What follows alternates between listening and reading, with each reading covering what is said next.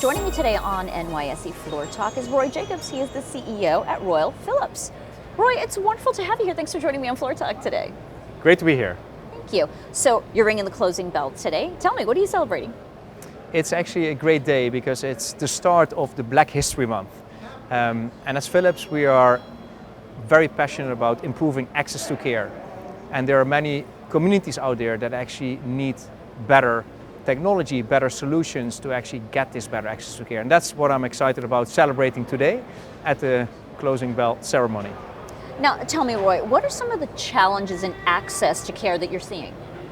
So there are some common challenges is how far are you away from hospital? There are many communities in more rural areas that don't have a hospital close by.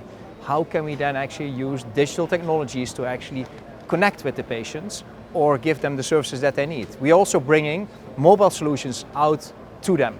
For example, we have a mobile CT lung cancer screening program where actually we make sure that we park the lung cancer truck next to the church so that actually after Mass people can in an easy way get access to it. We also do that with fire workers where we know actually that they have a higher prevalence of lung cancer.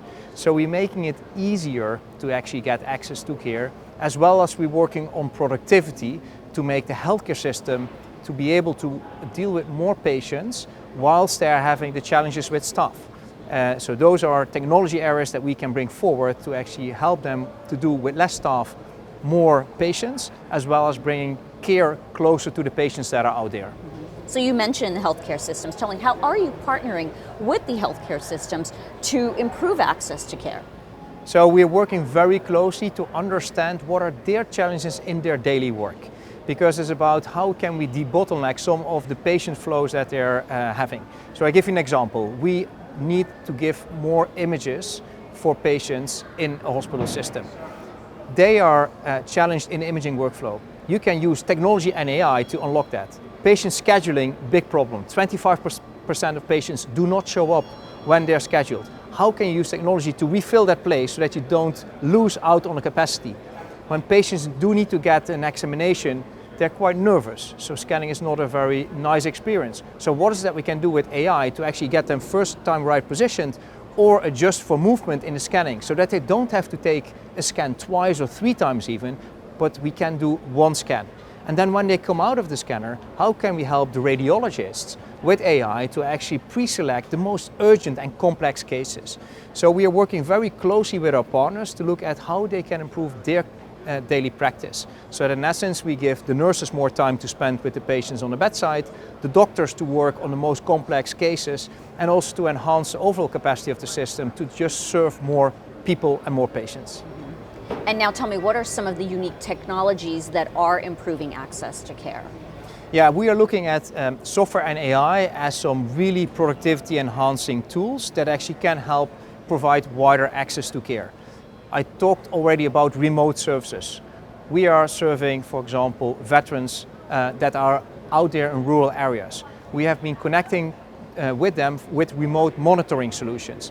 We are doing consults on distance with them. We also have specific, like I just mentioned, mobile trucks that go out there to offer scanning equipment that come close to them. That's one example. We're also making sure that actually we connect with mothers. So maternal health, unfortunately, is an increasing concern. There are more maternal deaths.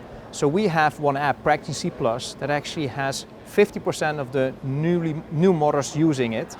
And we can inflow information into that app so that actually they're triggered to think, do I need to get a checkup? What support can I have with my Medicare or Medicaid program?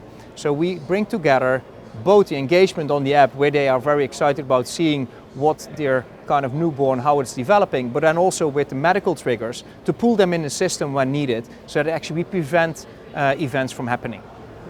Now, Roy, you've been CEO for just over a year. Tell me, what are some of the changes that you've made that have made an impact?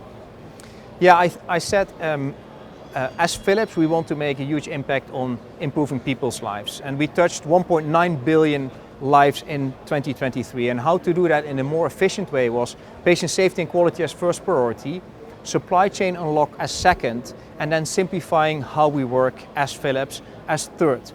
Starting from how we serve our customers with patient and people-centric innovation. So I've been very much focusing on what are the high impact innovation areas and how can we enhance them with AI and software and technology to actually have them help more patients, more doctors, and really serve the healthcare system in a better way. But also our consumer solutions, because we also have consumer health, and actually we're growing that system now also as we speak. Then supply chain challenge was a big challenge coming out of COVID.